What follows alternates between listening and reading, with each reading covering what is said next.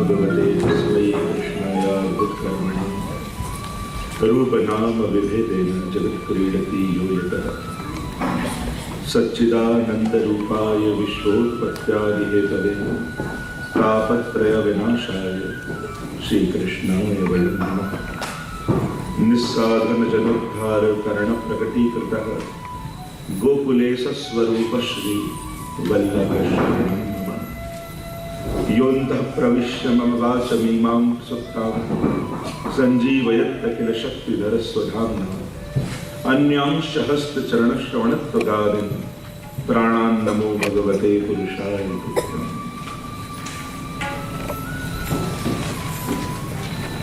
New Zealand વૈષ્ણવ પરિવાર તત્વાધાનમાં આયોજિત આ ચતુર્દિવસીય સર્વોત્તમ સ્તોત્ર રસપાન મહોત્સવને અંતર્ગત અત્ર ઉપસ્થિત સંસ્થાના ચેરમેન, ટ્રસ્ટીગણ, કાર્યકર્તાઓ એવં વલ્લભના વહાલા સર્વે વલ્લભીજન,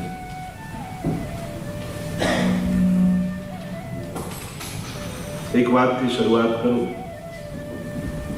તમે કહો તો કહો, તમે બધા બહુ સારા છો.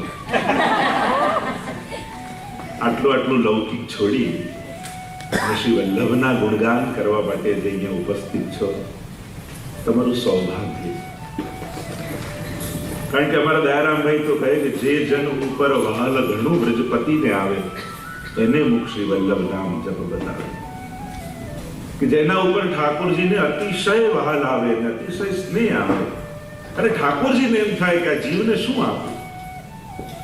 એક વસ્તુ સમજો, અલૌકિક તત્વો પાસે જઈને લૌકિક માંગવું એ મૂર્ખતા છે. જ્યાં અલૌકિકતા છે, જ્યાં આદિદૈવિકતા છે, જ્યાં દિવ્યતા છે, જ્યાં માયાનો લેશ માત્ર પણ સ્પર્શ નથી, એવા સ્થાનોમાં જઈને સંસાર વધારવાની વાત કરી. તો ઠાકોરજી પણ જે જીવ ઉપર વિશેષ કૃપા કરવા ઈચ્છતા હોય એનો સંસાર વધારતા નથી, પણ એની અલૌકિકતા. પ્રભુ જેને લીલામાં, જેને પોતાના આધ્યાત્મિક જગતમાં પ્રવેશ કરાવવા માંગતા હોય એને સ્વયં ભગવાન જ લૌકિકમાં બહુ ફસવા દેતા નથી. એવો અમારા ઠાકોરજીનો સ્વભાવ છે. એટલે પ્રભુને એમ થાય કે આ જીવને શું આપવું કે જેથી જગતાથી મારી ઓર આવી જાય. અને ત્યારે અમારા દયારામભાઈ કહે છે કે એને શ્રી વલ્લભના સ્વરૂપમાં સ્નેહ કરાવે. જ્યાં વલ્લભનું નામ ગૂંજતું હોય એવા સત્સંગમાં મોકલી એની જીવા ઉપર શ્રી વલ્લભનું નામ. અને જ્યારે જેની જીભ ઉપર શ્રી મહાપ્રભુજીનું શ્રી વલ્લભનું નામ આવે છે એને ગોતતા ગોતતા સ્વયં પ્રભુ આવે. આ બે નામ એવા છે ને કે જે ઠાકોરજીને સાંભળવા બહુ ગમે. એક जिनके गुण सुदन को लाल गिरिधरन पिय आय सन्मुख ताके विराजे. એમ 41 પદમાં આપણે ગાઈએ છીએ. એવું શ્રી યમુનાજીનું નામ જ્યાં ગુંજતું હોય ત્યાં નિશ્ચિત એના મુખ્ય શ્રોતા સ્વયં પ્રભુ જ છે. તમે જ્યારે પણ યમનાષ્ટક કરો, 41 પદ કરો, ઘણીવાર ચૈત્ર નવરાત્રિના આદિમાં વૈષ્ણવ યમનાષ્ટકનું, યમુનાજીનું આરાધન કરતા હોય છે. તો જ્યારે શ્રી યમુનાજીના ગુણગાન તમે કરો ત્યારે એ ચોક્કસ માનીને એવી સાવધાની સાથે કરજો કે હમણાં મારી સામે ઠાકોરજી બિરાજે. કારણ જ્યાં જ્યાં યમુનાજીનું નામ હોય છે ત્યાં ત્યાં પ્રભુ નિશ્ચિત હોય છે. કારણ કે પ્રેમ કે પંદતે ગઈ જુ રાખે તુમ જહાં પઠાવત કહાં અવધાવત. કારણ કે ઠાકોરજીને પ્રેમના પંદથી ગહીને રાખે. અને એ રીતે જ્યાં શ્રી મહાપ્રભુજીનું નામ હોય ત્યાં પણ ઠાકોરજી અવશ્ય આવે. દયારામભાઈના શબ્દોમાં કહું તો જેમ માદા તેડ્યું નર આવે, જેમ સારસ પક્ષી હોય છે અને જ્યાં માદા પક્ષી હોય ત્યાં એ નર પક્ષી ફરતું ફરતું એને ગોતી લે છે, એમ સ્વામીજી રૂપ શ્રી વલ્લભનું નામ જ્યાં છે ત્યાં ઠાકોરજી પોતે એ જીવને શોધતા શોધતા એની સન્મુખ આવીને બિરાજી જાય. અને એટલા માટે અહીંયા 4 દિવસ સુધી આપણે મળીને શ્રી મહાપ્રભુજીના ગુણગાન કરવાના છીએ, એટલે ચોક્કસ માનજો કે શ્રીનાથજી બાવા પણ હવે નાથો દ્વારા નહીં, 4 દિવસ ન્યુઝીલેન્ડમાં જ બિરાજવાના. કારણ કે જેટલી ક્ષણ શ્રી વલ્લભનું નામ અહીંયા ગુંજતું રહેશે એટલી ક્ષણ આ ભૂમિ એ કોઈ ન્યુઝીલેન્ડની ભૂમિ નહીં રહે, આ સ્થાન ચંપારણ બની ગયું કે જ્યાં શ્રી મહાપ્રભુજી પ્રગટે છે, જ્યાં મહાપ્રભુજી બિરાજે છે. તો શ્રી વલ્લભના નામમાં સ્વયં વલ્લભ બિરાજે. 4 દિવસ સુધી આ દિવ્ય સત્સંગ થવાનો છે. કારણ પ્રભુને તો બધા ઓળખે. રામભાઈ કહે છે કે જગત જપે રૂપ નામ રહ્યો જ સગળે ફેલી, પટરાણીનું નામ લહે રહે જે રંગ મહેલ. ઠાકોરજી તો રાજા જેવા છે. જેમ કોઈ ગામનો રાજા હોય તો એને આખી પ્રજા ઓળખતી હોય, એનો રંગ રૂપ સામર્થ્ય ગુણ બધા જ પરિચિત હોય. પણ રાણીને બધા ન ઓળખતા હોય, એને તો એ જ ઓળખતા હોય જે રંગ મહેલના જીવો હોય. એમ અમારા શ્રીનાથજી બાવા તો રાજા જેવા છે, એને તો બધાય ઓળખે ને બધાય માને. પણ શ્રી મહાપ્રભુજી સ્વામીજી સ્વરૂપ છે એટલે એને તો એ જ ઓળખી શકે જે નિત્ય લીલાના જીવો હોય, જે ઠાકોરજીની નિકુંજના જીવો હોય. એને જ શ્રી વલ્લભના સ્વરૂપમાં સ્નેહ થાય છે, એ જ શ્રી વલ્લભના સ્વરૂપને જાણી શકે. અને જાણીશું કઈ રીતે? આપણી લૌકિક બુદ્ધિએ. અને બને તો આવા અલૌકિક તત્વોને સમજવા લૌકિક બુદ્ધિ વાપરવી પડે. કારણ કે આ બધા લૌકિક વાણી અને બુદ્ધિથી પર છે. જો જે વિષયના ગ્રંથો યા પુસ્તકો તમે વાંચતા હો એ બુદ્ધિ વાંચો. જેમ કોઈ વિજ્ઞાનનું પુસ્તક હોય તો તમે વૈજ્ઞાનિક બુદ્ધિ રાખીને વાંચો. ત્યારે ફૂલની સુંદરતા પર ચર્ચા ના હોય, ત્યારે તેનું ડિસેક્શન કરીને એમાં કયા રંગ કઈ રીતે તત્વો છે એની ચર્ચા કરવાની હોય. ત્યાં કોઈ કવિતાની વાત કરવા જાય તો વિષયાંતર લાગે. એમ જ કોઈ કવિ જ્યારે કોઈ ફૂલની ચર્ચા કરતો હોય ત્યારે એની ઉપમા, એના રંગ રૂપ, એની ગંધની ચર્ચા થતી હોય ત્યારે ડિસેક્શનની વાત કરો તો એ પણ વિષયાંતર લાગે, એ વિષયને ગુમાવી દે. જેમ કોઈની કલ્પના આપણે જેમ કવિઓ કરતા હોય કે આનું સુખ જેવું નાસિકા છે, આની કમળની પાંખોડી જેવી આંખો છે, ચંદ્રમા જેવું મુખ છે. હવે એવું ખરેખર બનાવવા જાવ, ડ્રો કરવા જાવ તો કાર્ટૂન બને. કવિની ઉપમા પ્રમાણે કોઈ ચિત્ર ડ્રો કરવા જાવ તો કાર્ટૂન જેવું લાગે. કોઈનું ચંદ્રમા જેવું મુખ બનાવો, સુખની ચાંદ જેવી નાસિકા બનાવો, કમળની પાંખોડી જેવી આંખ બનાવો તો કાર્ટૂન જ બને. પણ ત્યારે એને ઉપમાથી સમજવાનું હોય. એમ જ જ્યારે આધ્યાત્મિક તત્વોની ચર્ચા થતી હોય, આધિદૈવિક તત્વોની ચર્ચા થતી હોય, આપણા ધાર્મિક ગ્રંથોની જ્યારે ચર્ચા થતી હોય ત્યારે ધર્મ બુદ્ધિ રાખી, આધિદૈવિક આધ્યાત્મિક બુદ્ધિ રાખી અને પછી જ એ વિષયને સમજવાનો પ્રયાસ કર્યો. આપણે શું કે ધર્મ ગ્રંથોમાં વિજ્ઞાન ગોતવા જઈએ, ધર્મ ગ્રંથમાં ફાઇનાન્સ ગોતવા જઈએ. હવે છે આધ્યાત્મિક તત્વો જે આ બધાથી મન બુદ્ધિ ઇન્દ્રિયોથી પર કરનારી વાત જેમાં છે, એમાં તમે વિજ્ઞાન ગોતવા જશો, એમાં તમે વ્યવહાર ગોતવા જશો તો વિષયાંતર થઈ જશે. તમે એને ન્યાય નહીં આપી શકો.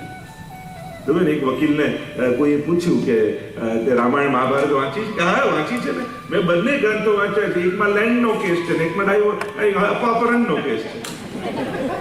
તો વકીલને ચોપડી આપો તો એને બધા કેસ જ દેખાય કે રામાયણમાં અપહરણ થયું ને મહાભારતમાં જમીન માટે ઝઘડો થયો. પણ ત્યારે વકીલ બુદ્ધિ રાખીને વાંચવા જાય તો એને ન્યાય ના જ આપી શકે. જેની આધિદૈવિક અને આધ્યાત્મિક વાતો જેમાં છે એમાં આધ્યાત્મિક ચિત્તે એનું દર્શન કરવું જોઈએ, તો એ અધ્યાત્મનો અનુભવ તમે કરી શકો. ઘણીવાર આપણને જ્યારે અન્ય બુદ્ધિ લઈને જ્યારે ગ્રંથ ખોલીએ છીએ તો ઉલટાનો ભગવાનના દોષો દેખાવા લાગે છે. આવું કેમ કર્યું ભગવાને, રામ કેમ કર્યું, ભગવાને સીતાજીની પરીક્ષા કેમ કરી. સીતાજી કે મને જરાય વાંધો નથી, પણ ગામના લોકોને વાંધો આવી જાય. કોઈ પૂછે કે અગ્નિ પરીક્ષા સીતાજીને પૂછો તમને વાંધો કે ના, મારે તો 7 જન્મ સુધી રામ જ જોઈએ. પણ જેને આંદોલન જ કરવા છે તો એને તો વિષય મળવાના જ. એટલે કે આધ્યાત્મિક ગ્રંથોમાં જ્યારે તમે વ્યવહાર બુદ્ધિ, વિજ્ઞાન બુદ્ધિ, લૌકિક બુદ્ધિ ગોતવા જાઓ છો ત્યારે તમે એને પૂરો ન્યાય નથી આપી શકતા. એટલે જે વિષયનો ગ્રંથ લીધો હોય યા પુસ્તક યા તમે જે પણ વાંચતા હો ત્યારે એ બુદ્ધિએ જ વાંચવું પડે, ત્યારે જ એનો પૂરો ન્યાય થઈ છે. વિજ્ઞાનની પુસ્તકમાં તમે શું આ બધાને કાપીને છેદ જુએ છે, ડિસેક્શન કરે છે. એના કરતા કવિતા લખે એની સુગંધ લેતો, પણ એને ડિસેક્શન જ કરવાનું છે.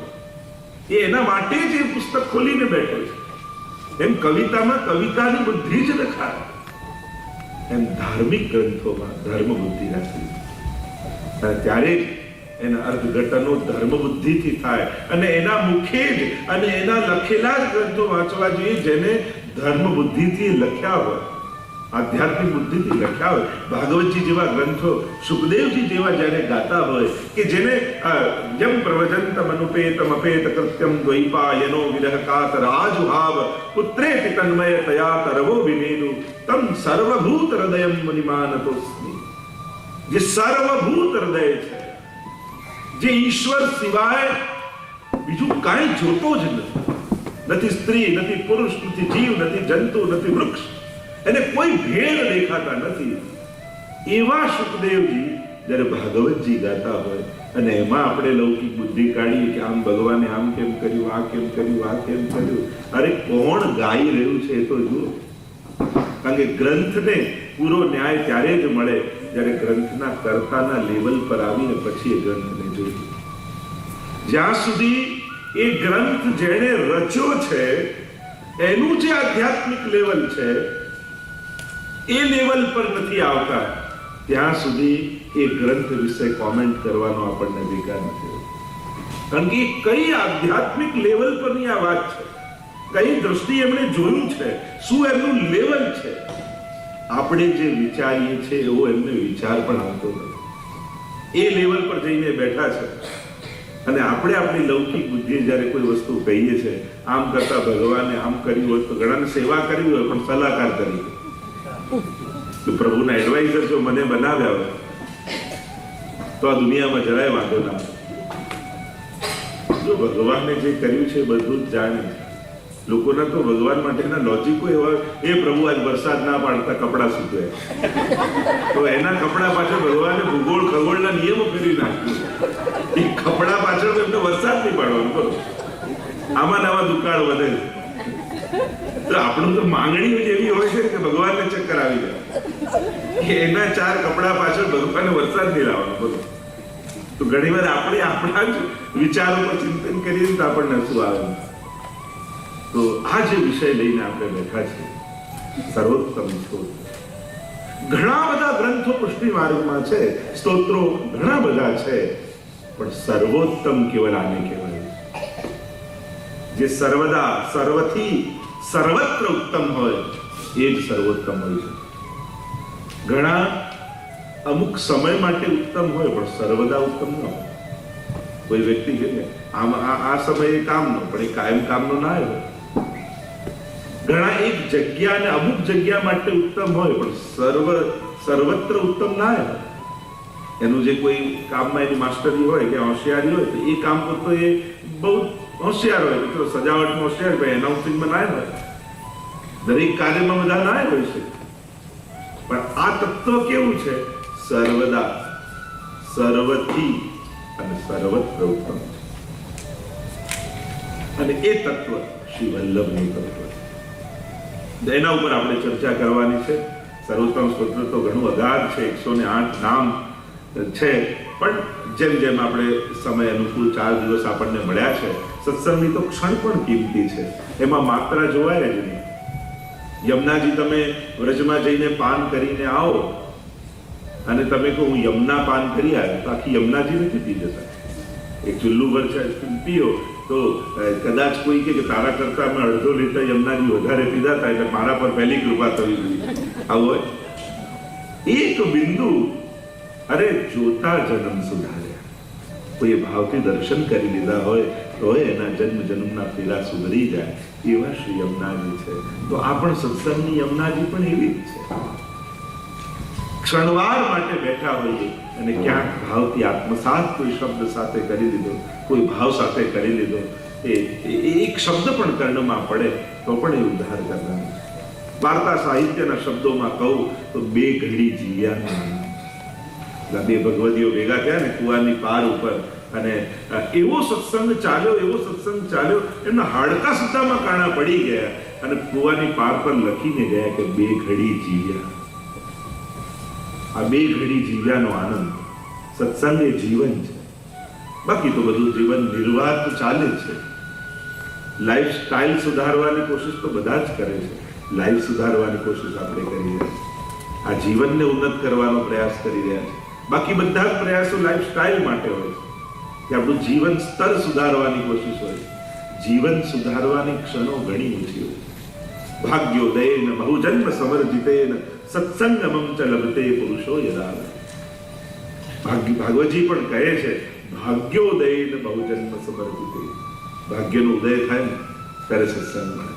એટલે આપણે બધા જ ખૂબ ભાગ્યશાળી થયા છે કે ઠાકોરજીની કૃપા આજે આપણા પર થઈ કે આપણે બધા સત્સંગમાં બેઠા છે. તો આ વિશેષ કૃપાનો અનુભવ આપણે પ્રતિપલ કરીશું. એક એક શબ્દો શ્રી મહાપ્રભુજીના એક એક નામ એવા પરમ અલૌકિક છે કે જેનું ઉચ્ચારણ, જેનું શ્રવણ પણ કૃતાર્થ કરનારું છે.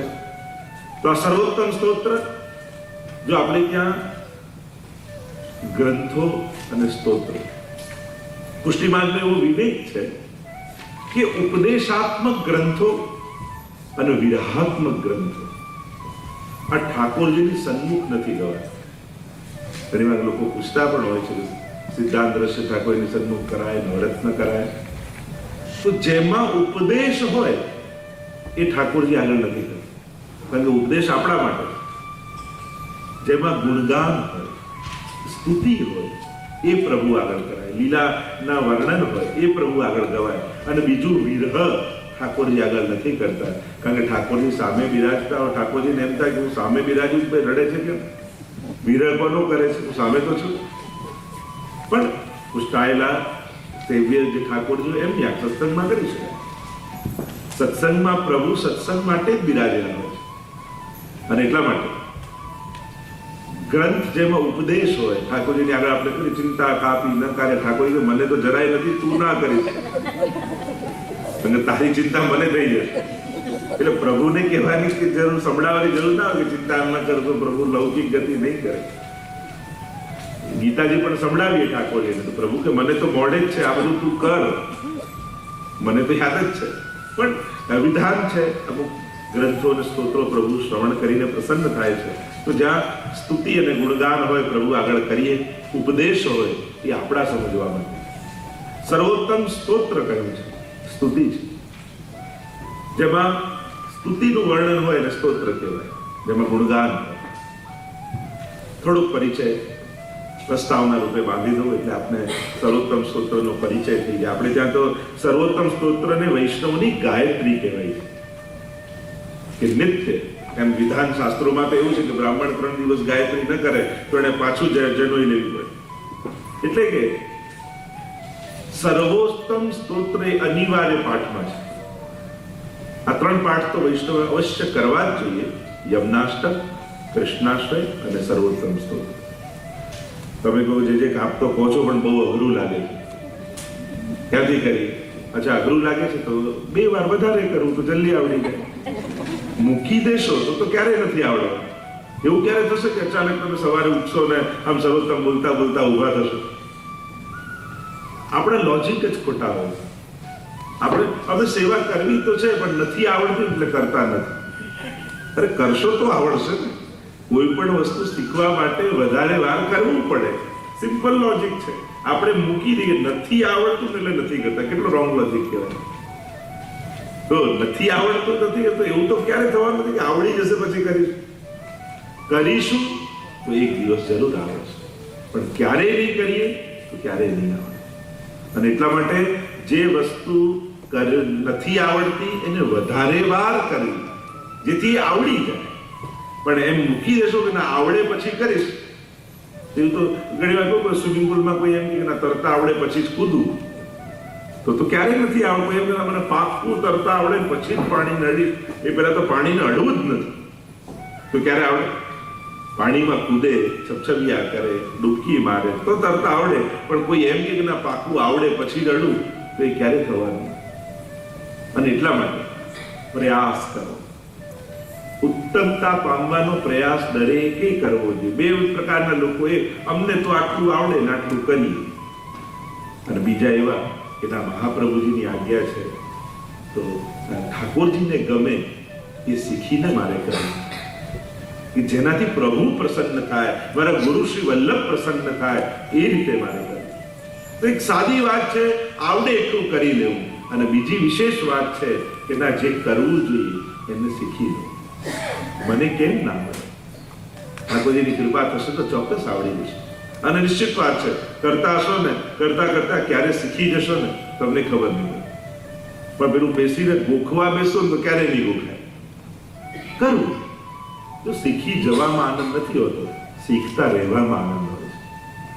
દરેકે કંઈક કંઈક શીખતા રહેવું, જેથી કંઈક એ પ્રસન્નતા, જો આજે હું આ શીખ્યો, આજે મેં આ જાણ્યું, નવું જાણવાનો આનંદ બન્યો રહે. અને જ્યારે એમ થાય મને બધું આવડી ગયું તો આનંદ જ જતો રહે.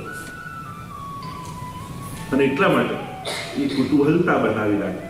સેવામાં પણ કોશિશ કરવી કે ના, મહાપ્રભુજીની આજ્ઞા છે એ રીતે મારે લાલ લડાવવા છે ઠાકોરજી, મારે એ રીતે કીર્તન શીખવા છે. ભલે ગાઈ ના શકું તો વાંચીશ. અષ્ટસખાના 2 કીર્તન ઠાકોરજી આગળ રોજ વાંચીશ. તો વાંચતા વાંચતા ક્યારેક ગાતા પણ થઈ જશું. પણ મનમાં એવું જ માનીને બેસી જશું કે ના, અમને નથી આવડતું અને મને જે ફાવે એવું જ કરું, તો ક્યારે વિકાસ નહીં થાય, ક્યારે આગળ ગતિ નહીં થાય. એટલે કોશિશ કરવી કે દર અઠવાડિયે કંઈક નવું એક કીર્તન અષ્ટસખાનું ઠાકોરજી આગળ જરૂર જાય, વાંચીશ. તો એ કરતા કરતા જે દિવસે અષ્ટસખાની વાણીમાં પ્રવેશ થઈ જશે, બાકી બધું ફીકું લાગવામાં.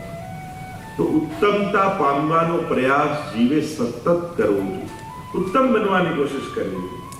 ભક્તમાં પણ અત્યાર શું થઈ ગયું કે લોકો લોજિકો એવા, પ્રભુ તો ભાવના ભૂખ્યા, એટલે જે ભાવથી કરો મિશ્રી ધરો તો 56 ભોગ માની લે. તને અહીં કહી ગયા ઠાકોરજી, તમને પર્સનલી આવીને કહી જાય તો પછી માનજો. કોના ભાવના? ભગવદીઓના ભાવના. અને એ ભાવથી મિશ્રી ધરે એ તો ઠાકોર જરૂર 56 ભોગ આવ્યો. પણ આપણે ભગવદી થઈ નથી ગયા, આપણે બધા ભક્ત બનવાની પ્રોસેસમાં છે. પત્રમ પુષ્પમ પર લોકો શ્લોકે ગોતી લાવ, ગીતાજીમાંથી, ભાગવતજીમાંથી. યો મે ભક્ત્યા પ્રયચ્છતિ તદમ ભક્તિ રૂતમ અસ્નામિ પ્રયતાત્મન. જે ભાવથી ભક્ત મારો મને પત્ર પુષ્પ ફળ જે પણ ધરે હું આરોગું છું, તો કોના? ભક્તના. હા, અહીંયા બેસેલા કોઈ એમ લાગતું કે હું પરમ ભગવદી છું તો વાત જુદી છે. પણ એવું લાગતું કે હજી એવો ભાવ નથી, તો પછી આપણે બધા વિધાનોને ફોલો કરવું જોઈએ, એ પ્રોસેસ કરવી જોઈએ. કારણ આપણે ભગવદી નથી થયા એટલે આ બધું કરવું પડે છે. જે દિવસે એ ભગવદીની કેટેગરીમાં આવી જઈશું, પછી ભાવથી મિશ્રી ધરશું તો એ 56 ભોગ સમજીને આરોગશે. અને એટલા માટે સાચા હૃદયથી હોય તો બરાબર છે, પણ ઉત્તમતા શીખવાથી, કરવાથી બચવા માટે જ્યારે આપણે વાત કહીએ ને કે પ્રભુ ભાવના ભૂખ્યા, એમાં ક્યાંક આપણે આપણી જાતને છેતરી. એટલે ભાવના ભૂખ્યા કરી હું આ બધું કઈ નહીં કરું તો ચાલશે, એનો અર્થ એમ થાય ચોખ્ખો. તો એ ક્યાંક પોતાની જાતને છેતરવાની વાત આવે છે. કોશિશ એ કરવી કે મને કેમ ના આવે, હું શીખીશ, હું પ્રયાસ કરીશ. હા, અહીંયા જેટલો સમય જેવી અનુકૂળતા એ પ્રમાણે પણ. ઉત્તમતા કરવા માટે વધારે સાધનો કરવા એવું નથી હોતું.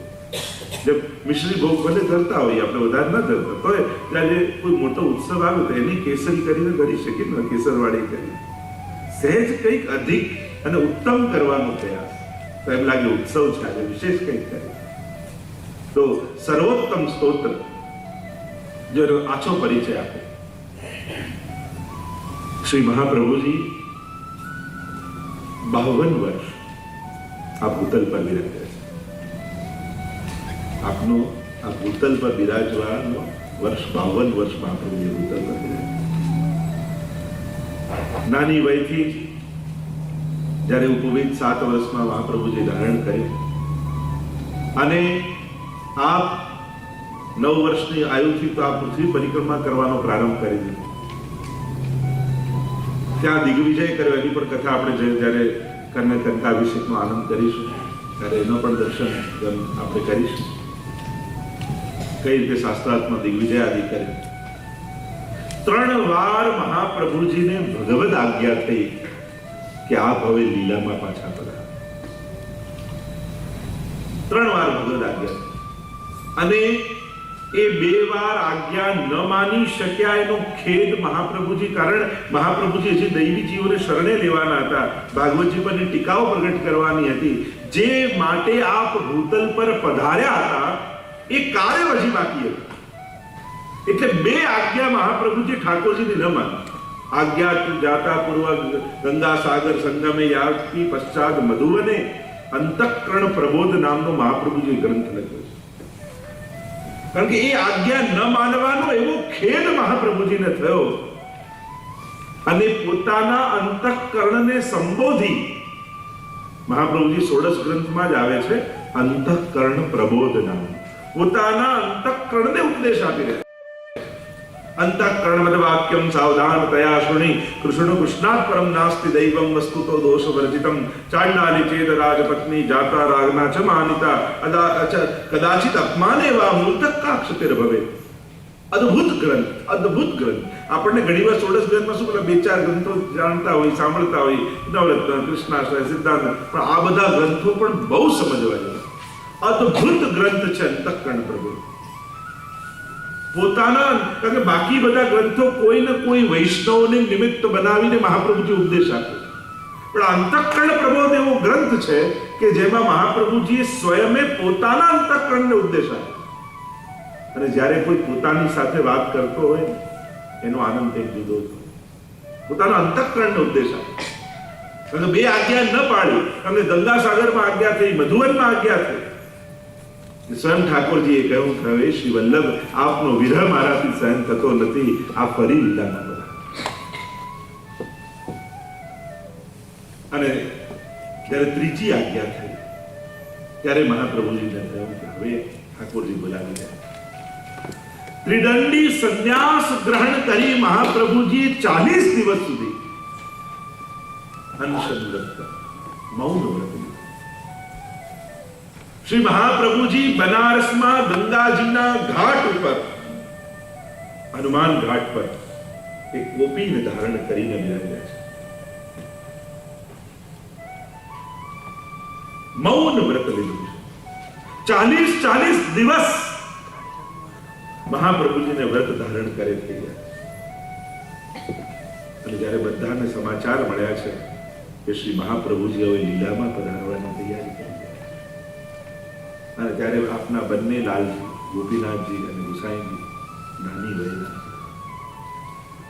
આવ્યા છે. મહાપ્રભુજી બિરાજ્યા છે તે ગંગાજીના ઘાટ પર સાષ્ટાંગ દંડવત પ્રણામ કરી અને વિનંતી કરી કે અમારા માટે શું આજ્ઞા છે. મહાપ્રભુજીએ મૌન વ્રત લીધેલું છે એટલે પોતાની આંગળીથી એ ગંગાજીના પરમ પાવન ઘાટ પર પથરાયેલી રેતી ઉપર મહાપ્રભુજીએ શિક્ષા શ્લોકી નામનો ગ્રંથ લખી ઉપદેશ આપ્યો. યદા બહિર્મુખાયુયમ ભવિષ્યત કથમ ચન તદા કાલ પ્રવાહસ્તા દેહ ચિત્તાદયો સર્વથા ભક્ષયિષ્યન્તિ ઉષ્માનિતિ મતિર્મમ. અને જ્યારે મહાપ્રભુજી અદ્ભુત ગ્રંથ આ શિક્ષા શ્લોકી લખ્યો, યદા બહિર્મુખાયુયમ, જાણે સમગ્ર વૈષ્ણવ સૃષ્ટિનો ઉપદેશ આપતા હોય એમ લખ્યું કે જો તમે બહિર્મુખ થશો તો આ કાલના પ્રવાહમાં વળી જશો. પ્રભુની સન્મુખતા રાખજો. જો આ કલિકાલથી બચવા માટેનો એક જ ઉપાય છે. તમે વધારે કાંઈ બહુ સેવા કદાચ ન કરી શકો તો વાંધો નહીં, પણ ઘરમાં એક સંસ્કાર એવા જરૂર રાખજો. કદાચ રોજ થાય તો રોજ, નહીં તો રવિવારે રજા હોય ત્યારે ઘરના બધા જ લોકો ઠાકોરજીની સન્મુખ 5 મિનિટ આવીને બેસે. સન્મુખતા એ સૌથી મોટો સદગુણ છે. કદાચ બહુ સાધના, આરાધના, પાઠ, કીર્તન તમે ન કરી શકો તો એટલું જરૂર કરજો કે પ્રભુની નજરમાં રહે, એની દ્રષ્ટિ પડશે. જો આપણને એ દેખાશે ત્યારે, પણ એ મને જોઈ રહ્યો છે એવો ભાવ રાખીને પણ ઠાકોરજીની આગળ ઉભા રહો. 5 મિનિટ પણ એની સન્મુખતા રાખો. એની દ્રષ્ટિમાં મંગલ છે, એની દ્રષ્ટિમાં શુદ્ધતા છે, એની દ્રષ્ટિમાં આનંદ છે. એની દ્રષ્ટિ પડશે તો એ તમારા દુર્ભાગ્યો ટળી જશે. એક વસ્તુ યાદ રાખો, આપણે કોઈને મદદ કરી શકીએ છીએ પણ સુખી નથી કરી શકતા. તમે કોઈની ગમે તેટલી હેલ્પ કરો પણ એવી ગેરંટી નથી આપી શકતા કે આ સુખી જ થશે. સુખ તો કેવલ ભગવાન આપી શકે. અને એટલા માટે બીજું ભલે કાંઈ ન કરો પણ આટલું જરૂર આગ્રહ રાખજો. ઘણીવાર ભાઈઓ એમ કહેતા હોય અમારે ત્યાં તો બધું જ થાય. પૂછે કોણ કરે છે? કે ઘરવાળા. તો ઠાકોરજી કેવલ ઘરવાળાના નથી, એ આખા પરિવારના માટે હોય. એટલે એટલો આગ્રહ પ્રભુની આગળ એમની સન્મુખ આવીને દંડવત કરવા, ચરણસ્પર્શ. એક નિયમ એવો દરેક ઘરના સદસ્યનો હોવો જોઈએ કે ચલો શનિવારે યા રવિવારે જ્યારે પણ રજા હોય ત્યારે ઘરના બધા જ ભેગા મળી ઠાકોરજીના એ દિવસે ચરણસ્પર્શ જરૂર કરે, ઝાડી સાથે ભરે, અને બને તો બ્રહ્મ સંબંધ મંત્ર ઠાકોરજી આગળ બોલીને ચરણારવિંદમાં તુલસી દળ સમર્પવું. બીજું વધારે કઈ ન કરો તો આટલું 5 મિનિટનું કાર્ય છે. આપણે ઇન્ડિયામાં જઈને દૂર દૂર જઈને ઝાડી ભરવા જઈએ છીએ મહાપ્રભુજીના બેઠકજીમાં, પણ ઘરે ઠાકોરજી બિરાજી છે એમની ઝાડી ક્યારે નથી ભરતા. એનું ફળ એ જ છે. ઘણી વાર શું થાય કે દૂર હોય ને એમાં ભગવાન મોટા લાગે.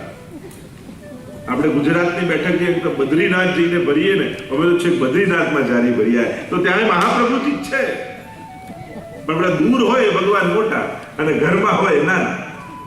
આ આપણી જે માઇન્ડમાં થઈ ગયું છે. તો ભગવાન એની સાઈઝ પ્રમાણે કૃપા નથી કરતા, એ તો ભક્તના ભાવની સાઈઝ પ્રમાણે કૃપા કરે. 4 ફૂટના ઠાકોરજી હોય વધારે કૃપા કરે, 1 ફૂટના ઓછી કરે, એવું હોય. લોકો હવે ભગવાનની સાઈઝો વધારવામાં લાગે કે ત્યાં આટલા મોટું કરું, ત્યાં આટલું મોટું. તો ભગવાનને મોટા કરવાની જરૂર નથી, શ્રદ્ધાને મોટી બનાવવાની જરૂર છે. આપણો ભાવ મોટો કરવાની જરૂર છે. પ્રભુની સાઈઝો વધારવાથી ભગવાન મોટા. એ તો અંગુષ્ઠ માત્રનું બાલકૃષ્ણજીનું સુરતમાં વિરાટનું સ્વરૂપ હોય તો એમાં એટલા જ ઠાકોરજી છે. અને એટલા માટે સન્મુક્ત મહાપ્રભુજીના આખરી વચન છે, યદા બહિર્મુખાયુયમ ભવિષ્યત કથંચન તદા કાલ પ્રવાસતા. જો તમે બહિર્મુખ થયા તો કાલના પ્રવાહમાં વહી જશો. ઘણી વાર લોકો એમ કે ઠાકોરજી ઘરે પણ રહીએ તો પછી ફસાઈ જઈએ, બંધાઈ જઈએ.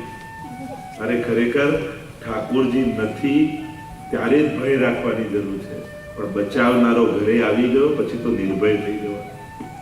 એ નથી ત્યાં સુધી જ ભય. લોકો ઠાકોરજી ડરે છે, બાકી બધું થઈ પણ ઠાકોરજી ડર લાગે, અમને ભય લાગે. અરે પ્રભુ નથી ત્યાં સુધી જ ભય, પણ સાથે માથે સ્વામી આવી ગયો, બચાવનારો આવી ગયો પછી તો નિર્ભય થઈ જવા કે હવે મને બચાવનારો મારા ઘરમાં બિરાજે, હવે મારા માથે ઠાકોરજી બિરાજે.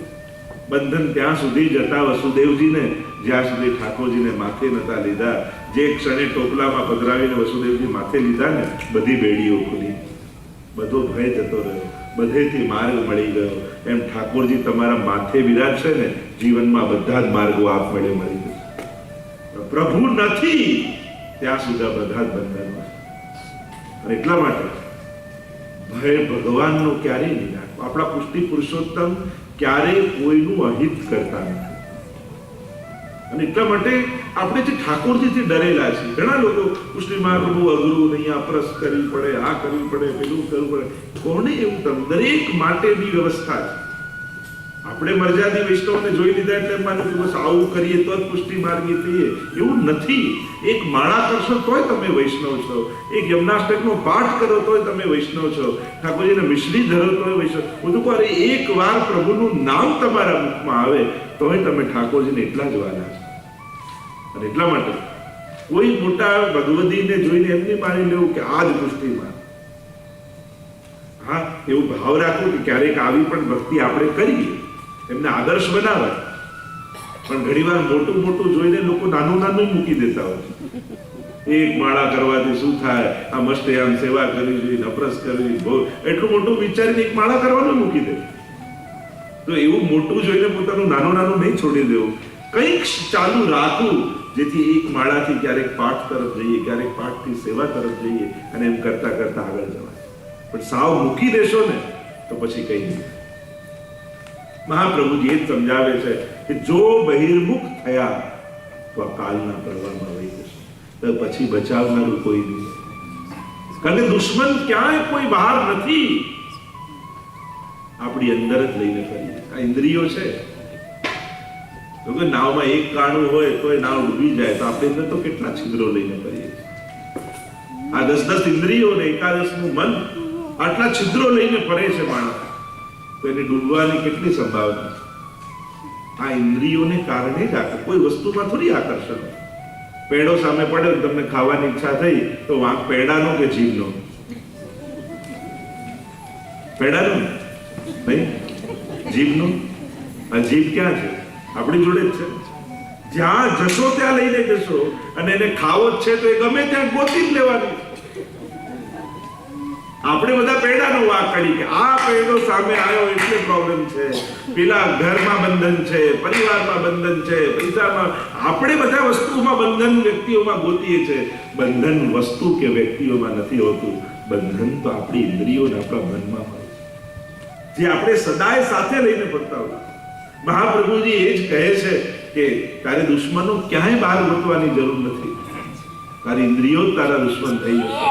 પણ એ જ છે કે જ્યારે તાળું હોય તો એની ચાવી એ જ હોય, એનાથી જ ખુલે ને એનાથી જ બંધ થાય. બે ચાવી ના હોય તાળા, ચાવી તો એક જ હોય. કઈ બાજુ ફેરવો છો એના પર આધાર રાખો. તો આ મન પણ ઉદ્ધારનું કારણ છે. કારણ આ ઇન્દ્રિયો એક ઇન્દ્રિયો કેવી છે? આંખ. ઘણા ભક્તો એવા થયા આંખો દ્વારા દર્શન કરીને ઉદ્ધાર પામી ગયા, કેવલ દર્શન દ્વારા. તો આ ઇન્દ્રિય પણ ખાલી આંખ પણ કાફી છે ઉદ્ધાર માટે. ખાલી આંખથી ઉદ્ધાર. મેરો મન ગિરધર છબી પર અટક્યો. કૃષ્ણદાસ અધિકારીની વાર્તામાં જો આગ્રામાં નાચતી ગણિકા અને થયું કે આ તો દૈવી જીવ છે અને ઠાકોરજી આગળ તો પુષ્ટિ માર્ગમાં બધાનો સ્વીકાર કરે. કેવા કેવા જીવો? જે જીવ જાતિ હોય કોઈ રે તેને તત્ક્ષણ સર્વે સુખ હોય રે. જેને શ્રી વિઠ્ઠલનાથ વિચારે રે તેને પ્રગટ પદાર્થ ચાલે. પુષ્ટિ માર્ગમાં શૂદ્રો, યવનો, મુસલમાનો, ગણિકાઓ. આ તો હવે આપણે અપરસ કરીને બધા દૂર કરીએ છીએ. ગુસાઈજી મહાપ્રભુજી તો બધાને હાથ પકડીને સ્વીકારે. એ ગણિકાને શ્રીનાથજીની આગળ નચાવી અને નાચતા નાચતા એને થયું આજ સુધી ખોટી જગ્યાએ નાચી. આ કલા તો કલાનિધિને સમર્પવાને લાયક છે, અને કલાનિધિ આ દુનિયામાં કોઈ હોય તો અમારો શ્રીનાથજી બાવા છે. અને નાચતા નાચતા એ પદ ગાયું, મેરો મન ગિરધર છબી પર અટક્યો. મારું મન તો ઠાકોરજીના મુખારી પર અટકી ગયું અને પ્રભુને જોતા જોતા નાચતા નાચતા પ્રભુમાં સમાયું. આંખો દ્વારા ઉદ્ધાર છે, કર્ણ દ્વારા ઉદ્ધાર કર્ણાએ કર્યો.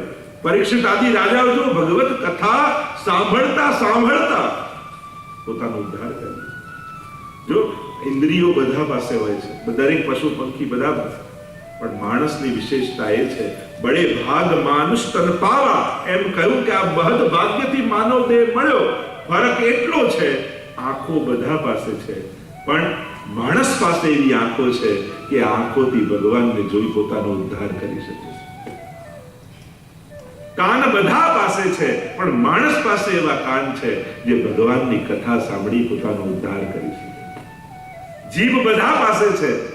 પોપટ પણ રામ બોલતો હશે પણ એ રામને જાણતો નથી, પણ માણસ જ્યારે બોલે છે ત્યારે ભગવાનના કાન સુધી એ પહોંચે.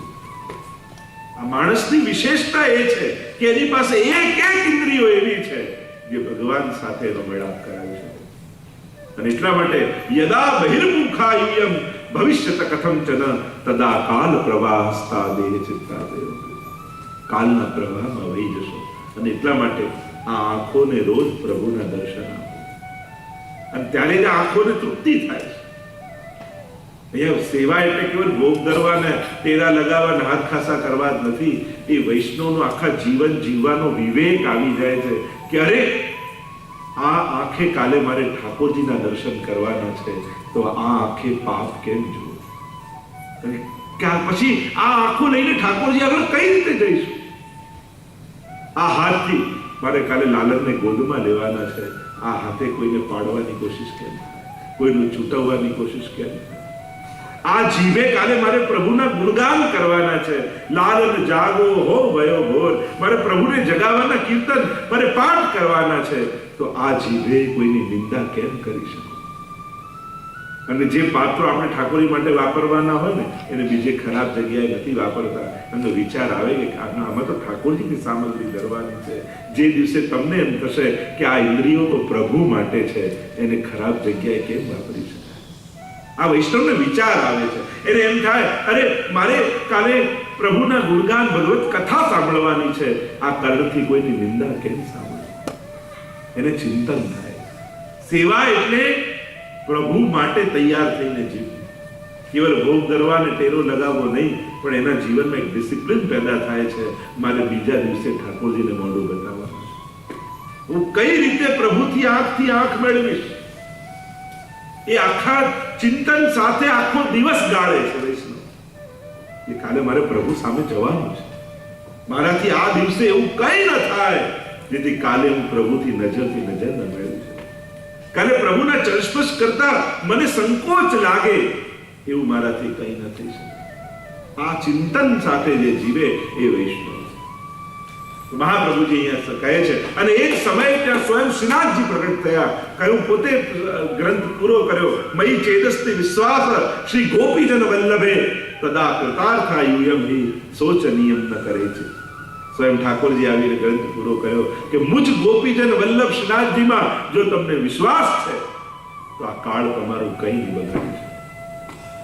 અને એટલા માટે આપણે ત્યાં તો કલયુગ માટે પણ કહ્યું, સબ જુગતે અધિકાઈ કલયુગ જા જુગ મેં શ્રી વલ્લભ પ્રગટે સેવા રીતે દેખાય. બીજા બધા ભલે કલયુગને ગાળો આપતા હોય, ભગવદીઓ તો કહે કે અમારા માટે તો બધા યુગોથી શ્રેષ્ઠ કોઈ યુગ હોય તો આ કલયુગ છે. કારણ કે આ યુગમાં તો મારા મહાપ્રભુજી પ્રગટ થયા, આ યુગમાં તો અમને સેવા મળી છે.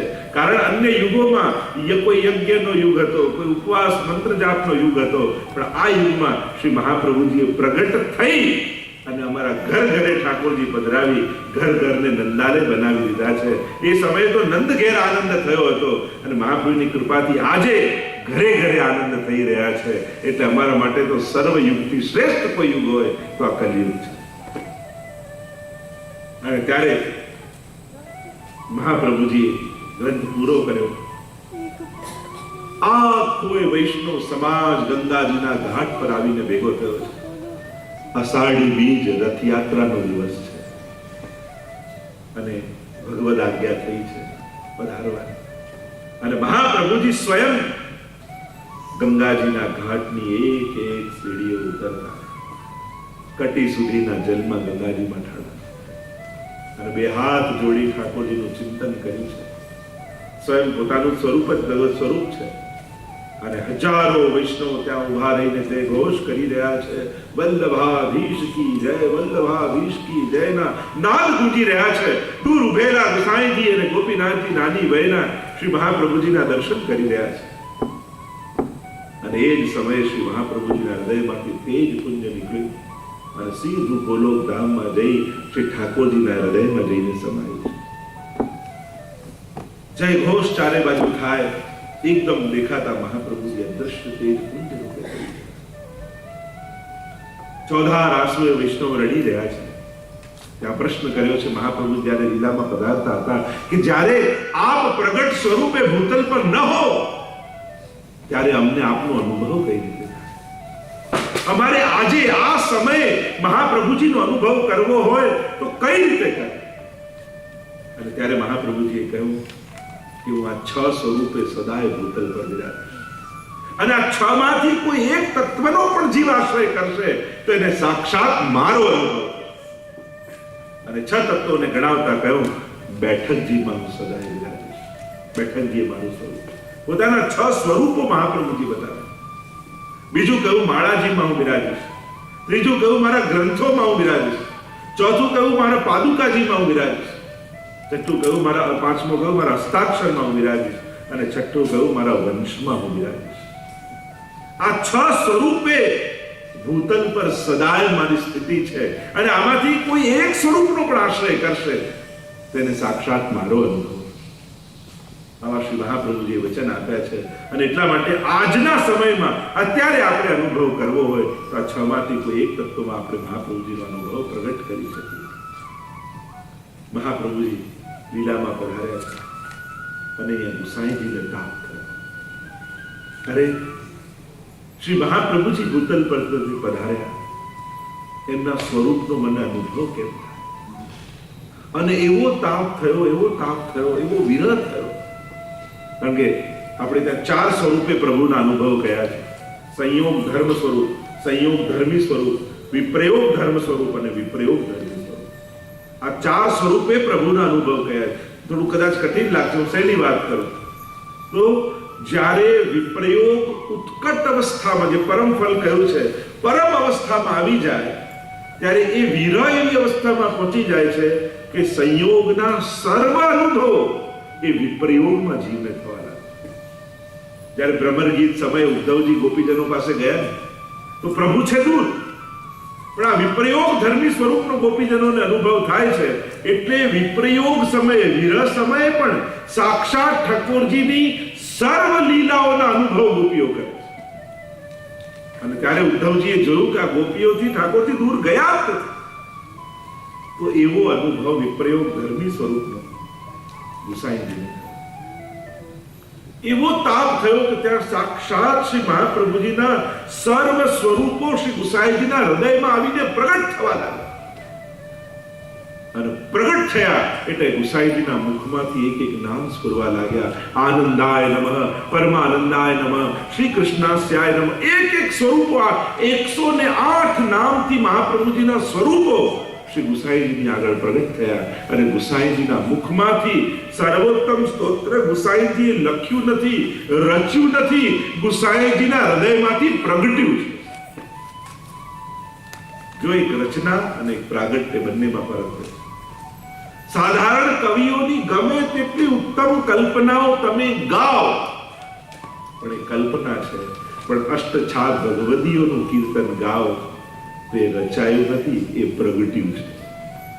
અને જે લીલાના અનુભવ એમણે કર્યા અને એ ભગવદ રસ જ્યારે હૃદયમાં પ્રગટ થયો અને એ વાણી દ્વારા જ્યારે અભિવ્યક્ત થયો, એ કીર્તન રૂપે પ્રગટ થયો.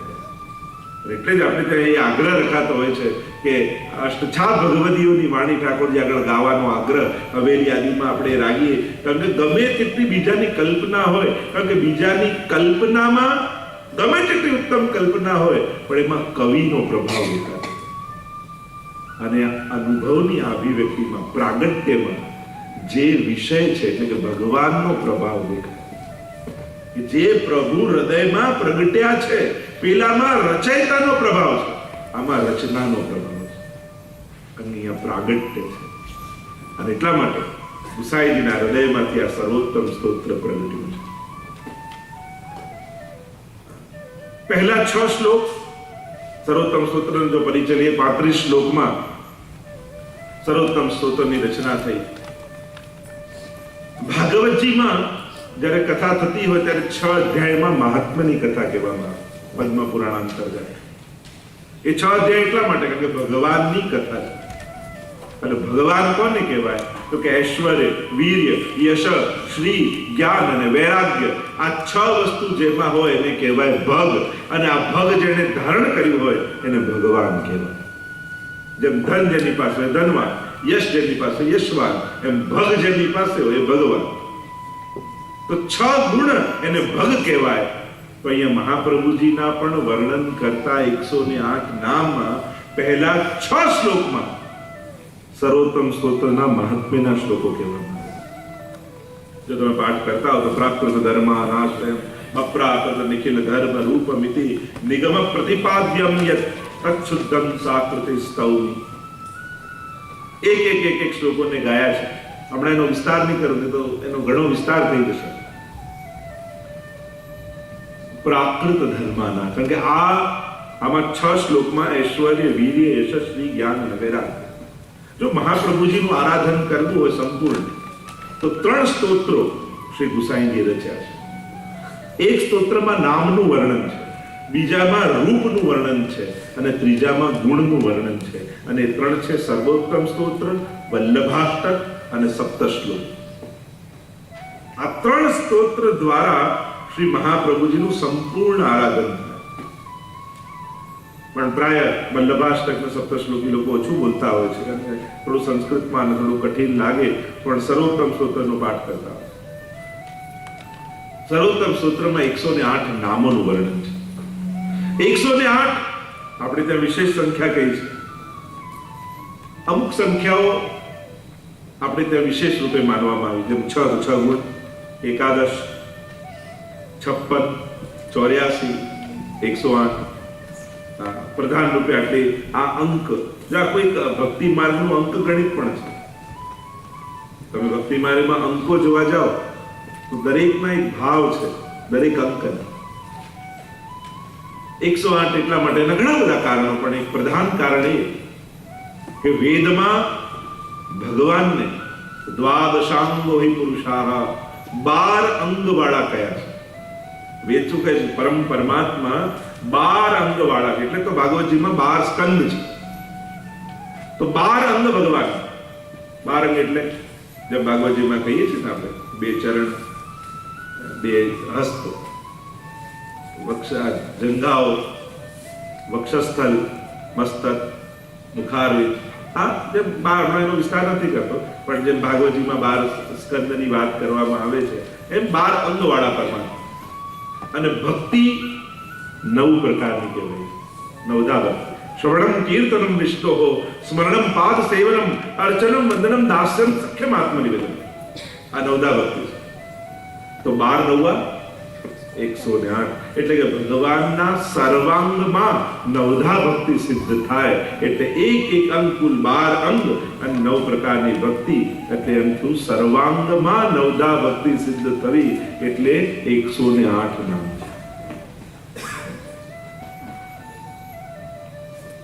એમાં પણ જુદા જુદા અનેકવિધ કારણો આપવામાં આવે છે 108 સંખ્યાના, પણ એક પ્રધાન કારણ.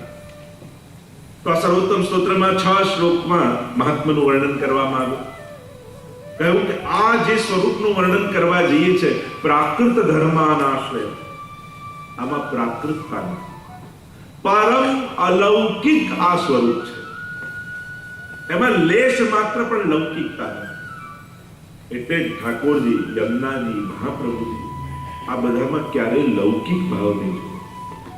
આપણે ત્યાં તો એમ પણ કહીએ ને કે કોઈ પર્વતને જોઈને એમ ઘણા આપણે કહેતા હજુ કેવું ગિરિરાજજી જેવા પર્વત, કોઈ નદીને જોઈને કેવા યમુનાજી જેવા છે.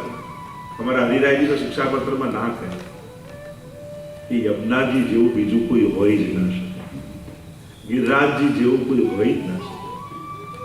એમની સરખામણી કોઈ સાધારણ સાથે કરવી પણ નહીં. સાધારણનું ઉત્તમ સાથે સરખામણી કરો તો સન્માન કહેવાય, પણ ઉત્તમની હિંગ સાથે કરો તેનું અપમાન કહેવાય. તો જેમ ઇન્ડિયામાં તમે હો, કોઈ કામવાળા બહેન આવતા હોય તમારા ઘરે, અને કોઈ કામવાળા બહેનને એમ કે આ બિલકુલ પોતાની શેઠાણી જેવી લાગે, પેલી કેવી ખુશ થઈ જાય. પણ એ શેઠાણી કોઈ એમ કે તમે તમારા બિલકુલ કામવાળા બહેન જેવા લાગે, તો અપમાન લાગે કે નહીં? એવી હિન્દી ઉત્તમ સાથે થઈ શકે, પણ ઉત્તમની હિંદ સાથે કેમ થઈ શકે? ગિરિરાજજીની જેવું તો કોઈ નથી. યમને તુમસી એક હો જો તુમ હી. આપણે તો ગાઈએ છીએ કીર્તનોમાં, એ યમુનાજી તમારા જેવું બીજું કોઈ. એટલે તો વાર્તા સાહિત્યમાં પ્રસંગ આવે છે, ગુસાઈજી કોઈ વૈષ્ણવને પૂછ્યું કે શ્રેષ્ઠ પર્વત કયો, શ્રેષ્ઠ નદી કઈ, શ્રેષ્ઠ તીર્થ કયું? તો શ્રેષ્ઠ નદી કઈ યમુનાજી છે, શ્રેષ્ઠ પર્વત ગિરિરાજજી છે, શ્રેષ્ઠ તીર્થ વ્રજ છે. ત્યારે ગુસાઈજી નારાજ થઈને કહ્યું, મૂર્ખ, તું ગિરિરાજજીને પર્વત માને છે? શ્રેષ્ઠ પર્વત તો મેરુ પર્વત છે, ગિરિરાજજી તો હરિદાસ વર્ગ છે. શ્રેષ્ઠ નદી તો ગંગાજી છે, યમુનાજી તો સાક્ષાત ઠાકોરજીની ચતુર્થ પ્રિયા છે. શ્રેષ્ઠ તીર્થ તો પ્રયાગ છે, વ્રજ તો ઠાકોરજીનું ઘર છે. એ તીર્થ નદી કે પર્વત નથી. આ ભાવ આપણે ત્યાં. એટલે પ્રાકૃત ધર્મોનો આશ્રય નથી. મહાપ્રભુજીનું સ્વરૂપ જો ભક્તિ માર્ગમાં આ 2 શબ્દોને સમજવા જરૂરી છે, ત્યારે ભક્તિ માર્ગ સમજમાં આવે. એક છે આકાર અને બીજો છે સ્વરૂપ. આ બંનેમાં ફરક છે. આકાર જેમ ગિરિરાજજી પર્વત આકારે છે, પણ સ્વરૂપથી હરિદાસ વધે છે.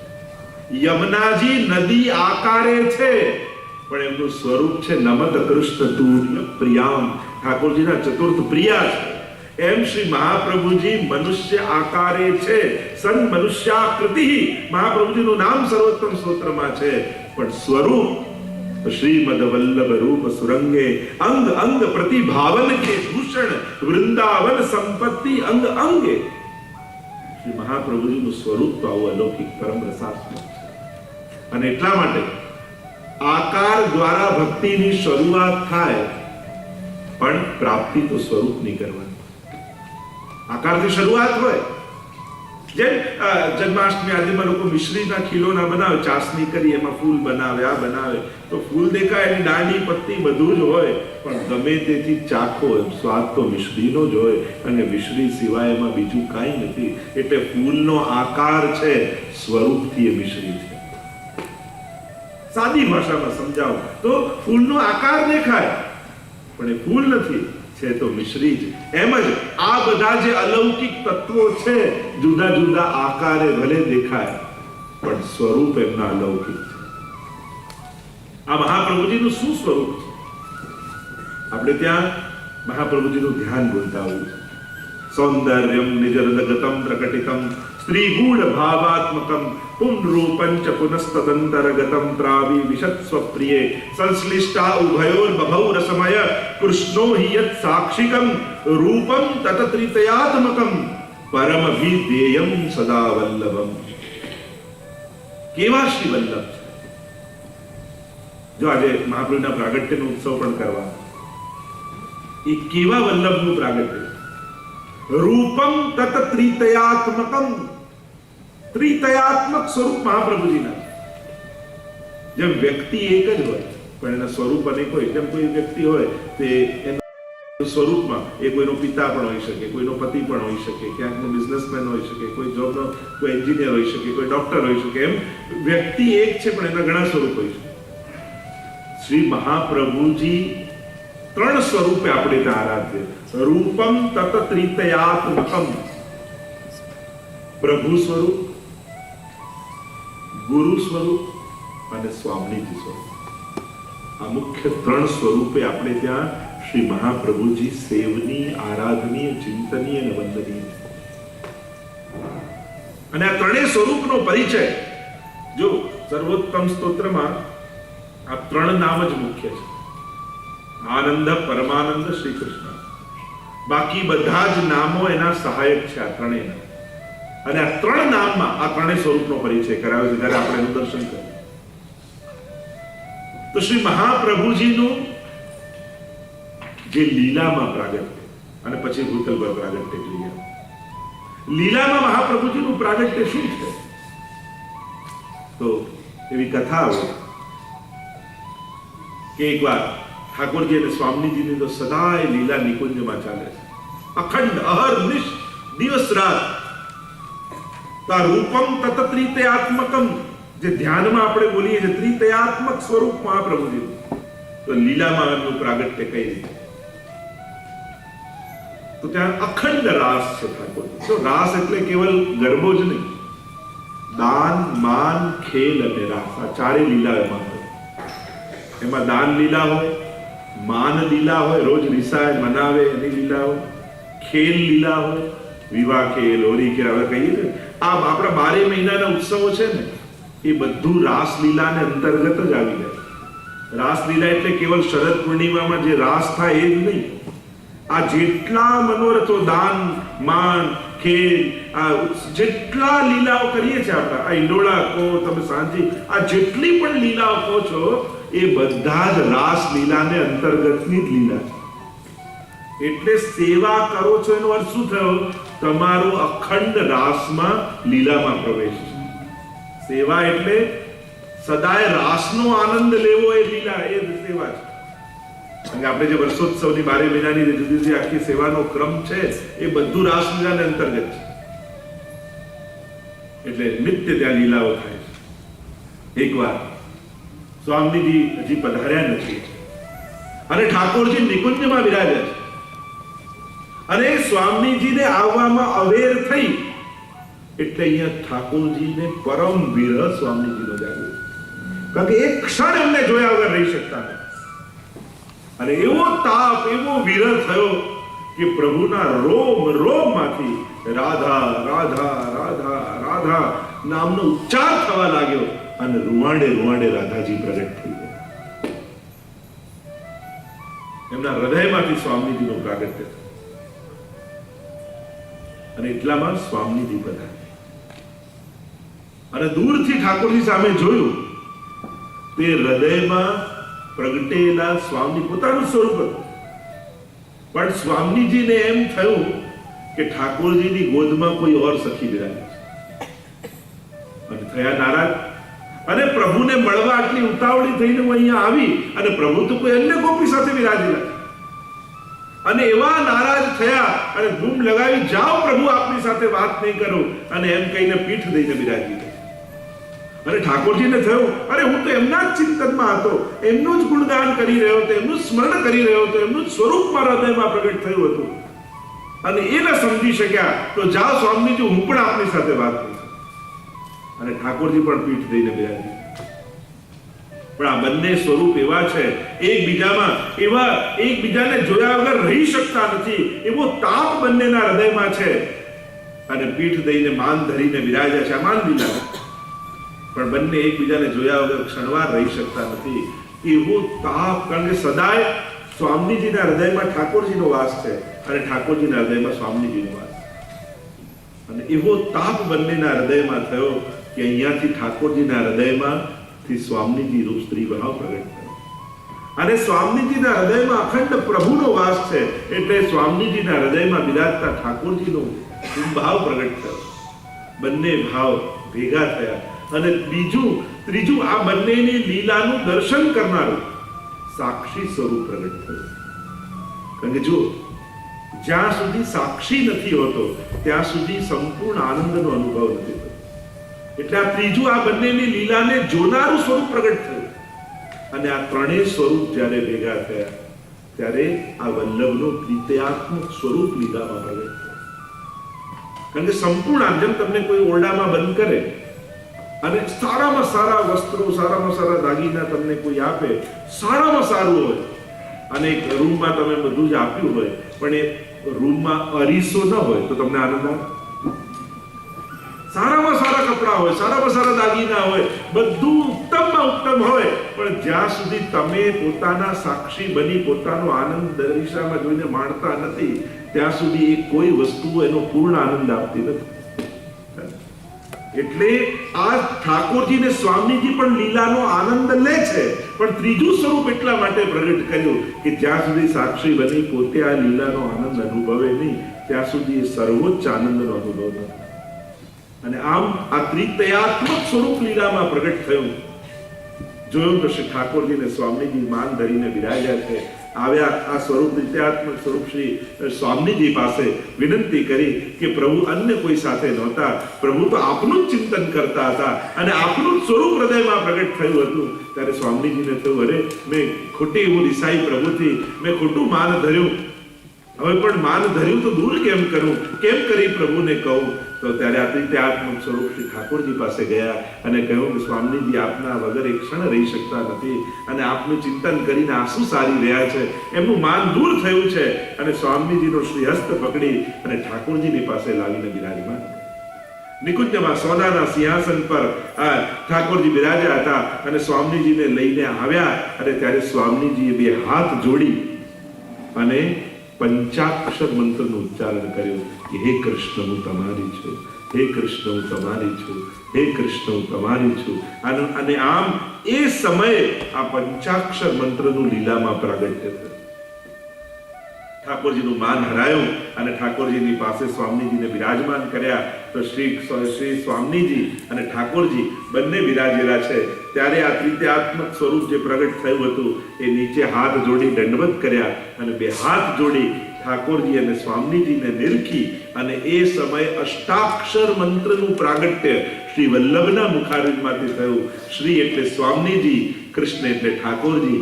શ્રી કૃષ્ણ શરણમ મમ, શ્રી કૃષ્ણ શરણમ મમ, શ્રી કૃષ્ણ શરણમ મમ. ઠાકોરજી અને સ્વામીજી મારું શરણ છે. અને જ્યારે આ ઉચ્ચારણ શ્રી વલ્લભના મુખમાંથી સર્યા ત્યારે ઠાકોરજી અને સ્વામીજીને અતિશય સ્નેહ આ સ્વરૂપ પર આવ્યું અને માથે હાથ ફેરવી અને ઠાકોરજીએ કહ્યું, આપ અમને અતિશય પ્રિય છો એટલે લીલામાં અમે આપનું નામ શ્રી વલ્લભ રાખીએ છીએ.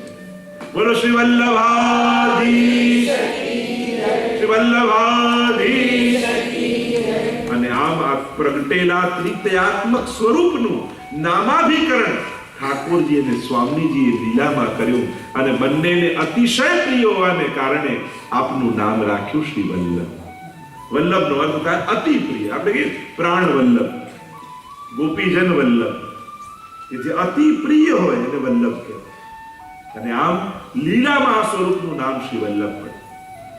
તો રૂપમ તત્ત્રિતયાત્મકમ પરમભી તેયમ તદા વલ્લભ, એવા શ્રી વલ્લભનું સ્મરણ કરું છું. તો લીલામાં પ્રાગટ્ય ત્રણ સ્વરૂપે, ઠાકોરજી સ્વરૂપે, સ્વામીજી સ્વરૂપે અને સાક્ષી સ્વરૂપે, એની ચર્ચા આપણે આગળ કરીશું. તો આ લીલાનું પ્રાગટ્ય. પણ જ્યારે એ લીલાના જીવો વિકુટા પડ્યા ભૂતલ પર, અને ભૂતલ પર વિકુટા પડ્યા, અને ત્યારે પ્રભુને થયું કે આ જીવને ફરી લીલામાં કેમ પ્રાપ્ત કરાવવા. સ્વયં સ્વામીજી રૂપ શ્રી વલ્લભ રૂપે, આચાર્ય રૂપે પધાર્યા ભૂતલ પર. મહાપ્રભુજીના પ્રાગટ્યની થોડી કથા જોઈએ. આજે જે આપણે નંદ મહોત્સવ આદિ કરવો છે, મૂળ પુરુષ નારાયણ યજ્ઞ, શ્રુતિ અવતાર ભય સર્વજ્ઞ, શાખા તૈત્રીય ગોત્ર ભારદ્વાજ, તૈલંગ કુલ ઉદ્દીત ગુજરાત. જો મહાપ્રભુજીનું જીવન ચરિત્ર ઐતિહાસિક રૂપે બે જણાએ વર્ણન કર્યું છે. એક શ્રી ગુસાઈજીના છઠ્ઠા લાલજી શ્રી યદુનાથજીએ વલ્લભ દિગ્વિજય નામનો ગ્રંથ લખ્યો છે. અને વલ્લભ દિગ્વિજય નામના ગ્રંથમાં મહાપ્રભુજીનું ઐતિહાસિક જીવન ચરિત્ર મળે છે. અને બીજું, ત્યાર પછીના એક આચાર્ય થયા શ્રી દ્વારકેશ, એમણે મૂળ પુરુષ નામનો ગ્રંથ લખ્યો છે, પદ્યાત્મક. એમાં આખું વર્ણન મળે. ત્રીજું જોવા જઈએ તો શ્રી ગુસાઈજીને સન્મુખ બિરાજીને ગાયેલા ગોપાલદાસજીએ વલ્લભાખ્યાન, અને એમાં બીજું આખ્યાનમાં મહાપ્રભુજીનું ચરિત્ર, જીવન ચરિત્ર મળે છે. તો પ્રાચીન સમયમાં જો આપણે જીવન ચરિત્ર મહાપ્રભુજીનું જોવા જઈએ તો આ ત્રણ જગ્યાથી આપણને પ્રાપ્ત થાય છે.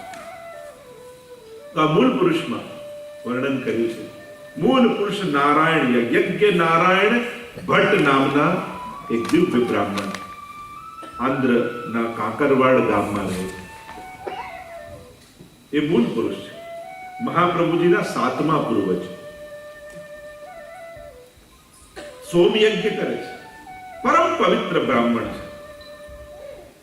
અને એકવાર સોમયજ્ઞ કરી રહ્યા હતા અને આહુતિ પ્રભુને સમર્પિત યજ્ઞ કુંડમાં કરી, અને એ જ સમયે યજ્ઞ કુંડમાંથી મદન મોહનલાલજી સાક્ષાત ઠાકોરજી પ્રગટ થયા, જે આજે કામનમાં બિરાજે છે. સપ્તમ નિધિ રૂપે મદન મોહનલાલ એ મહાપ્રભુજીના પૂર્વજોના ઠાકોરજી. અને એ યજ્ઞ નારાયણ ભટ્ટના યજ્ઞ કુંડમાંથી સાક્ષાત પ્રભુ પ્રગટ થયા, અને એમણે આજ્ઞા કરી કે હે યજ્ઞ નારાયણ ભટ્ટ, આપના કુળમાં જ્યારે 100 સોમયજ્ઞ પૂરા થશે ત્યારે હું પોતે અવતાર ગ્રહણ કરીશ, ત્યારે હું પોતે તમારા કુળમાં જન્મ લઈશ. આખો પરિચય આપ્યો છે યજ્ઞ નારાયણ ભટ્ટનો. મૂળ પુરુષ નારાયણ યજ્ઞ, શ્રુતિ અવતાર, સાક્ષાત વેદના અવતાર થાય, વેદનો સાક્ષાત મૂર્તિમંત અવતાર આ યજ્ઞ નારાયણ ભટ્ટ. શાખા તૈત્રીય ગોત્ર ભારદ્વાજ. આખો જેમ બ્રાહ્મણનો પરિચય આપતા હોય તો આખું એનું ગોત્ર કુળ બધું આપવામાં આવે. તો કેવા છે? ભારદ્વાજ કુળમાં પ્રગટેલા. તૈત્રી શાખા, વેદની શાખા છે, મધ્યાહ્નની ને તૈત્રી શાખા. એવી કથા ઉપનિષદોમાં આવે છે કે યાજ્ઞવલ્ક અને વૈશંપાયન ગુરુ શિષ્ય હતા, અને કઈ શિષ્યથી અપરાધ થયો. ગુરુએ કહ્યું, મેં તને જે મંત્રો ભણાવ્યા છે બધા મને પાછા. અને ત્યારે એ શિષ્યએ મંત્રોનું વમન કર્યું, ઉલટી કરી. હવે અનેક હજારો શિષ્યો હતા, અને આ દુર્લભ વેદ મંત્રો બધા બહાર નીકળ્યા, પણ બ્રાહ્મણ દેહમાં હતા એટલે વમન કરેલું લેવાય. શું કરવું? ત્યારે કહેવાય છે કે બધા શિષ્યો તીતર બની ગયા. તીતર નામનું પક્ષી હોય, અને તીતર બન્યા, અને તીતર બની વેદ મંત્રોને ચૂગી લીધા. અને એટલા માટે તીતર બનીને જે વેદ મંત્રો ગ્રહણ કર્યા, તો વેદની એ શાખા બની તૈત્રીય શાખા. એ શાખામાં મહાપ્રભુજીનું પ્રાગટ્ય છે. તો તૈત્રીય શાખા ભારદ્વાજ ગોત્ર ભારદ્વાજ, તૈલંગ કુલ ઉદ્દીત દ્વિજરાજ. અને તૈલંગ કુલમાં ઉદ્દીત દ્વિજરાજ બ્રાહ્મણોના રાજા શ્રેષ્ઠી રૂપે આ યજ્ઞ નારાયણ ભટ્ટ પ્રગટ થયા છે. ત્યારબાદ અનેક વંશજો થયા, ગંગાધર આદિ, અને અનેક સોમયજ્ઞો કર્યા છે. લક્ષ્મણ ભટ્ટજી થયા. પ્રયાગમાં કુંભ મેળો લાગ્યો છે, અને દક્ષિણથી લઈ પોતાના પરિવાર સાથે અને અહીંયા આવીને મુકામ કર્યો. અનેક સમય સુધી રોકાયા. અને 100મો સોમયજ્ઞ સ્વયં લક્ષ્મણ ભટ્ટજીએ કર્યો. લક્ષ્મણ ભટ્ટજીથી સોમયજ્ઞ થયો. 100 સોમયજ્ઞ પૂરા થયા અને કુંભ મેળામાં નિવાસ કર્યો હતો. એટલામાં યવનોનો કંઈક ઉપદ્રવ થયો, આક્રમણ થયું. અને જ્યાં આક્રમણ થયું બધા જ ભાગવા લાગ્યા. અને ત્યારે લક્ષ્મણ ભટ્ટજીને એમ થયું કે હવે પાછા દક્ષિણ તરફ ઈલમમાં ગારુજી ગર્ભવતી છે. 7 માસનો ગર્ભ છે. સુંદર સુંદર મંગલ સ્વપ્નો ને મંગલ સંકેતો આવે છે. દક્ષિણ તરફ જવા લાગ્યા, ગાડામાં પધરાવી. અને જ્યાં ગાડું ચાલતું ચાલતું ચંપારણ્યમાં, જ્યાં ચંપારણમાં પ્રાગટ્ય કહેવાય છે, કારણ કે ચંપારણ્ય, ચંપા એ રાધાજીનો સ્વામીજીનું વર્ણ છે અને આ સાક્ષાત સ્વામીજી સ્વરૂપ છે મહાપ્રભુ. આમ કહેતા હોય છે સાહિત્યમાં, ચંપા તો મેં 3 ગુણ, रूप रंग अरुवास, अवगुण तो में एक है, भ्रमर न आवे पास. चंपा तो में 3 गुण, रूप रंग अरुवास. 3 ગુણ તારામાં છે, પણ એક અવગુણ તારામાં એવો છે કે ભમરો તારી પાસે નથી આવતો. આવું કેમ? ચંપક વર્ણી રાધિકા, ભ્રમર શ્યામ કો દાસ, स्वामिनी को जानी के भ्रमर न आवे पास. કહ્યું કે ચંપક વર્ણી રાધિકા, ચંપક વર્ણ તો સ્વામીજીનો છે અને ભ્રમર તો ઠાકોરજીનો દાસ છે. અને પોતાની સ્વામીજીનું રંગ રૂપ જાણી અને ભ્રમર ચંપા પાસે જતો નથી. એટલે કે આ ચંપારણ્ય સાક્ષાત સ્વામીજીનું અલૌકિક વન છે. મહાપ્રભુજી પધાર્યા છે. અહીંયા ઈલમમાં ગારુજીને લઈને લક્ષ્મણ ભટ્ટજી ચાલી રહ્યા છે. રાત્રિનો સમય થયો, પ્રસવ થઈ ગયો. બાળક નિસ્તેજ દેખાયું, નિર્જીવ જેવું દેખાયું. કપડું લપેટી એક વૃક્ષની બખોલમાં રાખી અને આગળ ચૌડા નામનું ગામ હતું, ત્યાં જઈને લક્ષ્મણ ભટ્ટજીને ઈલમમાં ગારુજીએ નિવાસ કર્યો. રાત્રિના સમયે સ્વયં પ્રભુ લક્ષ્મણ ભટ્ટજીને જગાડ્યા. અરે જાગો! અરે પ્રભુ, આપ કહ્યું કે અમે તમારા પૂર્વજોને વચન આપ્યું હતું, તમારા કુળમાં 100 સોમયજ્ઞ થશે ત્યારે અમે પોતે અવતાર ગ્રહણ કરીશું. આપે 100મો સોમયજ્ઞ પૂર્ણ કર્યો છે અને જે બાળકને મૃત જાણીને મૂકીને આવ્યા છો એવું બાબા બીજું કોઈ નહીં, હું પોતે પધારીશ. શીઘ્રતાથી આપ પાછા પધારો અને મારું ગ્રહણ કરો, મારો સ્વીકાર કરો. તુરંત જગાવ્યા ઈલમમાં ગારુજીને. કહ્યું આ રીતે પ્રભુનો સંકેત થયો છે. અને કહ્યું, કહેવાય છે કે અહીંયા જ્યારે મહાપ્રભુજીનું એકાદશીએ પ્રાગટ્ય થયું એ જ સમયે ગિરિરાજજીમાં શ્રીનાથજીના મુખારવિંદનું પ્રાગટ્ય થયું. અત્યાર સુધી વામ ભુજા પ્રગટ થઈ હતી, પણ આ વિક્રમ સંવત 1535 એકાદશી ચૈત્ર મહિનાની અને એ સમયે જ્યારે મહાપ્રભુજી પ્રગટ થયા, કારણ કે મહાપ્રભુજીનું સર્વોત્તમ સ્તોત્રમાં એક નામ છે શ્રી કૃષ્ણાસ્ય, પ્રભુના મુખારવિંદ રૂપ શ્રી મહાપ્રભુજી છે. અને એટલા માટે અહીંયા મહાપ્રભુજીનું પ્રાગટ્ય થયું એ જ સમયે ત્યાં શ્રીનાથજીના મુખારવિંદનું પ્રાગટ્ય થયું. આવ્યા છે લક્ષ્મણ ભટ્ટજીને ઈલમમાં ગારુજી. દૂરથી જુએ તો એક અગ્નિનો વિશાળ કુંડ છે અને વચમાં એક સુંદર મેઘ શ્યામ વર્ણ બાળક પોતાના ચરણના અંગુષ્ઠને મુખમાં પધરાવી કિલકારીઓ કરી રહે છે. ઈલમમાં ગારુજી વિચાર કરે કે આ મારું બાળક કેમ ખબર પડે? લક્ષ્મણ ભટ્ટજી કહે, જો આપનું બાળક હશે તો અગ્નિ આપને માર્ગ આપશે. ચારે બાજુ અગ્નિની જ્વાળાઓ પ્રગટ થઈ રહી છે. માનો પ્રભુ સંકેત કરે છે કે આ બીજું કોઈ નહીં, આ એ જ બાળક છે કે જેને યજ્ઞકુંડમાંથી પ્રગટ થઈને જે પ્રભુએ વચન આપ્યું હતું એ જ બાળક, એ જ પ્રભુ પોતે પધાર્યા છે. એટલે ચારે બાજુ અગ્નિ છે. જાણે સંકેત કરે છે કે આ સાક્ષાત અગ્નિ સ્વરૂપ મહાપ્રભુજી છે. વિરહાનંદ રૂપ છે. અનેક ભાવ બતાવ્યા છે. ઈલમમાં ગારુજી કહે, આ મારું બાળક છે તો હું આગળ વધીશ. એક એક ડગલું ઈલમમાં ગારુજી આગળ વધવા લાગ્યા અને ઉપર દેવતાઓ દુંદુભીઓના નાદ કરવા લાગ્યા. આયે દેવ વિમાન ચડ દેવતાઓ આકાશમાં આવીને પુષ્પ વર્ષા કરવા લાગ્યા છે. અગ્નિએ માર્ગ આપ્યો છે. ઈલમમાં ગારુજી દોડતા ગયા અને મહાપ્રભુજીને ગોદમાં લઈ લીધા, છાતીથી ચાપી લીધા છે અને ચારે બાજુથી અલૌકિક વ્રજભક્તો પ્રગટ થયા છે. અને જેવો ગોકુલમાં ઠાકોરજીના પ્રાગટ્ય સમયે નંદ મહોત્સવ થયો હતો એવો જ નંદ મહોત્સવ ચંપારણમાં થવા લાગ્યો. લોકો કૂદવા લાગ્યા, નાચવા લાગ્યા, આનંદ કરવા લાગ્યા અને મધુર ગાન કરતા બોલ્યા, નંદ ઘેરા નંદ ભયો